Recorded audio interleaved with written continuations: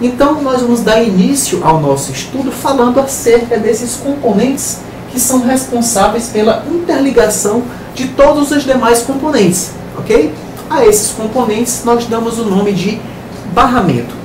Se você tiver com sua apostilazinha acompanhando essa videoaula, provavelmente o professor que desenvolveu, ele vai vincular a ideia de barramento a uma imagem, ok? Aqui eu tenho uma placa-mãe de um computador, onde eu posso perceber aqui os principais componentes dela, como chipset, ponte norte e ponte sul, não é isso? Ponte sul está aqui. Lembrando que chipset são esses dois chips, tá? Não existe chipset, ponte norte e ponte sul. O termo chip não tem tradução lógica, e set quer dizer conjunto. Então chipset é o conjunto de chips, ponte norte e ponte sul. Eu posso perceber aqui os sockets de memória RAM, onde eu irei acoplar os módulos de memória. E eu estou vendo aqui essa imagem, como eu disse a vocês, talvez em sua apostila o professor se refira a barramentos. Uma coisa que eu quero que vocês tenham cuidado. Isso aqui não é um barramento. Isso aqui é um slot, ok? É um slot. O slot é esse conector plástico aqui, ok? Que permite a conexão da placa em questão que você vai acoplar com o barramento em si. Você pode estar se perguntando, Max, eu não entendi nada agora. Então, se isso não é barramento, o que é o barramento? Bem, eu vou olhar aqui a parte de trás da placa-mãe e vocês vão entender o que eu estou dizendo. Olhem nesse mesmo alinhamento aqui, ó, no mesmo alinhamento que está aqui o barramento PCI, eu vou virar. Vocês vão perceber que a ligação entre um barramento e outro, ela é feita por essas estrias aqui na placa. Vou trazer para essa imagem superior, porque acho que vai ficar mais claro para vocês. Essas estrias que vocês estão vendo aqui, ó, esses são os barramentos. É como se fossem pequenos fios soldados a essa placa de circuito impresso. São essas estrias que fazem a ligação, por exemplo, da unidade de memória com a ponte norte, como vocês podem ver aqui. Esses são os barramentos. Aí você pode estar se perguntando, mas por que as apostilas comentam que, quando eu falo de barramento, mostram essa imagem? Por uma questão didática, para que o aluno ligue a imagem do slot ao barramento. Esse é o slot que é conectado ao barramento PCI. Esse é o slot que é conectado ao barramento PCI Express. Perceberam a ideia? Então, o conector chama-se slot. Barramentos são essas ligações que permitem a comunicação entre todos os componentes de um sistema computacional. Ok? Vamos deixar a placa aqui de lado e vamos dar sequência ao nosso estudo. Então, como nós já vimos aqui, os barramentos de computador, certo? Eles servem para ligar dois dispositivos. O que foi que eu fiz aqui? Eu fiz uma classificação quanto às características desse barramento. Nessa primeira classificação, eu classifiquei quanto ao tipo de transmissão, certo? O que seria o tipo de transmissão? Existem basicamente dois tipos de barramento. Os barramentos podem ser paralelos e os barramentos podem ser seriais. Onde é que está a diferença entre um paralelo e um serial? No paralelo, até como você viu ali na placa, aquele que eu lhe mostrei era paralelo, né? O PCI, no caso, ok? O paralelo ele dispõe de várias linhas de transmissão colocadas de forma paralela, ok? Que servem para transmitir a informação de um componente em comum, ok? Quando eu digo que um barramento é de 32 bits, eu quero dizer que há 32 linhas de transmissão paralelas que servem para transportar a informação de um extremo ao outro. Em cada uma dessas linhas de transmissão, eu consigo transmitir 1 bit por vez em um instante de tempo, ok? Em um tempo e um momento X. Não vamos falar em velocidade de barramentos por enquanto, ok? Então, teoricamente, né, já dá para nós percebermos que quanto mais largo um barramento, mais informações eu posso transportar. É isso?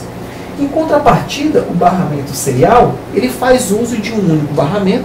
E vejam que eu não estou dizendo que há apenas um fio. Isso aqui é uma representação gráfica. No barramento serial, há um barramento que serve somente para que ele é totalmente individual, ok? E que transmite somente 1 bit por vez. 1 bit, outro bit, outro bit. Com esse conceito, até agora, talvez você imagine que o barramento paralelo seja mais rápido que o barramento serial. E isso foi o que os engenheiros antigos pensavam também. Até a década de 90, barramentos seriais eram utilizados para dispositivos de baixa velocidade, como PS2, a portinha serial, né? Barramentos que transmitiam aqui 115 kilobits por segundo, uma velocidade realmente muito baixa. E barramentos paralelos, como essa portinha da impressora aqui, a porta paralela, é isso? Barramento PCI. Barramento PCI transfere dados a uma velocidade de aproximadamente 133 megabytes por segundo, não é isso? Enquanto a porta paralela, aproximadamente 1,2 megabytes. E o que os estudiosos pensavam até então é que barramentos paralelos eram mais viáveis que barramentos seriais. Só que isso só foi verdade até o momento em que eles tentaram aumentar a velocidade dos barramentos paralelos. Qual é o problema de eu transferir dados em um barramento paralelo em alta velocidade?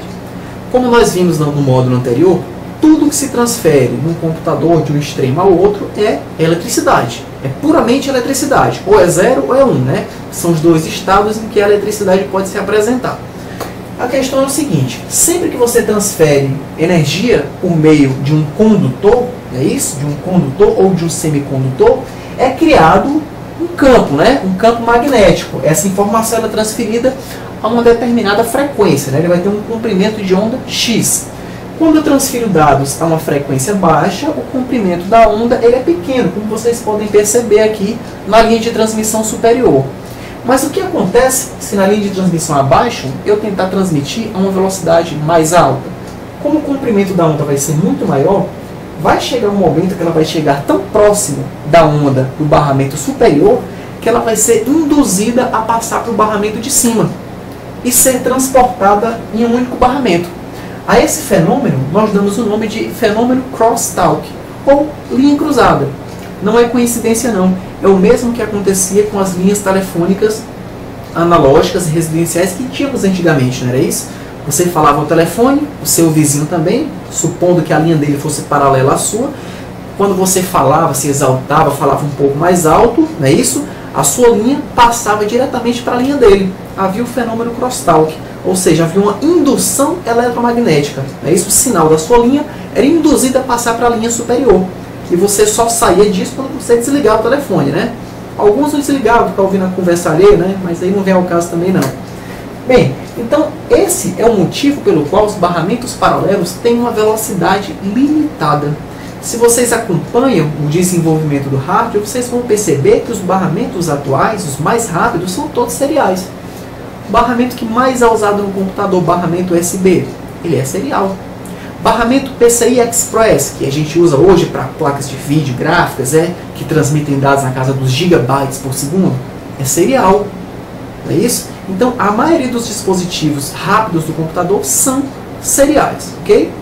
Ficou claro aqui? Acredito que não deixei dúvidas em relação à diferença quanto a esses dois tipos de barramento. A outra classificação que eu fiz foi quanto ao modo de transmissão. Ou seja, enquanto A transfere para B, será que eles podem transmitir ao mesmo tempo? Será que A tem que esperar B mandar para que ele possa mandar a informação de volta? E é disso que essa classificação trata. Existem três formas, três meios de você transmitir a informação, certo? E os barramentos vão utilizar uma dessas três classificações: simplex, half duplex ou full duplex. Vamos começar com a simplex. O que seria a transmissão simplex?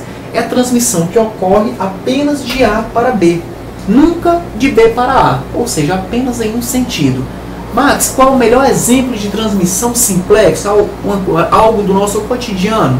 TV de canal aberto, TV Globo, SBT. O seu aparelho funciona como um mero receptor do sinal de TV, até mesmo a TV digital, não é isso? Desde que não seja aquelas TVs como Sky, onde você pode se comunicar com a central, comprar filmes, tá? Me falo de TV aberta, ok? Globo, por isso que eu falei Globo, SBT e Record, beleza? Ondas de rádio, AM e FM, tá? Cuidado com essa ideia da onda de rádio. Existem ondas de rádio que podem ser half duplex ou full duplex. AM e FM. No seu carro você consegue transmitir informações ou você só recebe? Você só recebe. Então AM e FM, certo? Eles são transmissões do tipo simplex, ok? Abaixo nós temos a transmissão half duplex. Na half duplex já melhorou um pouco as coisas, né? Eu já posso comunicar tanto A com B, como B pode se comunicar com A. Só que essa transmissão não ocorre simultaneamente. Se A envia um arquivo para B, B tem que esperar o arquivo chegar para que ele possa enviar para A novamente. Ok? Melhor exemplo desse tipo de transmissão. Vamos aqui voltar à nossa infância aqui, né? 10, 12 anos, brincando de polícia e ladrão. Nós fazíamos uso de, para nós, brinquedos, né? Daqueles rádios, os walkie-talkies, né? Como é que funcionava o walkie-talkie? Você segurava o canal, né? Fazia, ou seja, falava que a linha era sua naquele momento, apertando o botão e transmitia a informação. Enquanto você estava transmitindo, por mais que outro cara lá morresse de falar, você não ouvia, porque o canal naquela hora ele era seu. Você transmitia a informação, quando terminava dizia câmbio, para indicar que a informação já foi transmitida, e você liberava o botão. Quando você liberava, o outro, vendo que o canal estava livre, porque ele ouviu o câmbio, ele apertava o botãozinho dele lá e passava a informação. Então a informação ocorria em ambos sentidos, mas não ao mesmo tempo. Ok? E para finalizar, temos a transmissão do tipo full duplex. Na full duplex, ela ocorre simultaneamente, tanto de A para B, como de B para A, ao mesmo tempo. Mas, exemplo da vida real, telefone fixo, por exemplo, seu telefone residencial, ele é full duplex. Você tanto fala como recebe informações ao mesmo tempo, certo? Vamos trazer um pouco mais para o lado da informática. Max, exemplos de barramento half duplex e full duplex, já que o simplex é basicamente inexistente, né? Nessa linha de computadores. Half duplex, vou mostrar a vocês um dispositivo que é half duplex. Pendrive. Um pendrive, eu pergunto a vocês agora, ele utiliza transmissão serial ou paralelo? Quem respondeu serial, certamente aprendeu bem. USB vem de universal, serial, bus, né? O pendrive nada mais é do que uma memória flash acoplada ao conector USB. Somente isso, ok? No pendrive, vocês já devem ter feito esse teste. Se vocês acoplarem a porta USB do seu computador e transferirem um arquivo do pendrive para o computador, façam isso agora. No momento que está se transferindo, certo? Tente transferir um arquivo do seu computador para o pendrive e percebam o que ocorre. Vocês vão perceber que a transmissão do computador PC só vai começar quando a transmissão pendrive PC terminar. Por quê? Porque o pendrive é um dispositivo serial que utiliza transmissão half duplex, ou seja, ele se comunica nos dois sentidos, ele tanto envia informação para o computador como recebe, mas não ao mesmo tempo. Max, modelo de exemplo, um exemplo de barramento full duplex, barramento PCI Express, que hoje é o barramento que substituiu, né, substituiu o PCI e o AGP. Barramento PCI Express, estudaremos mais à frente de forma aprofundada, é um barramento serial de altíssima velocidade, na casa dos gigabytes por segundo, ok? E é um barramento full duplex. Ele tanto envia como recebe informações ao mesmo tempo. Qual é a vantagem disso? Velocidade, meu amigo. No momento que ele está devolvendo informação, mandando a informação para o processador trabalhar, o processador pode estar devolvendo a informação a ele. Isso não congestiona o barramento, ok? Vamos fazer aqui uma pequena pausa e vamos dar continuidade ao módulo 2, parte 2.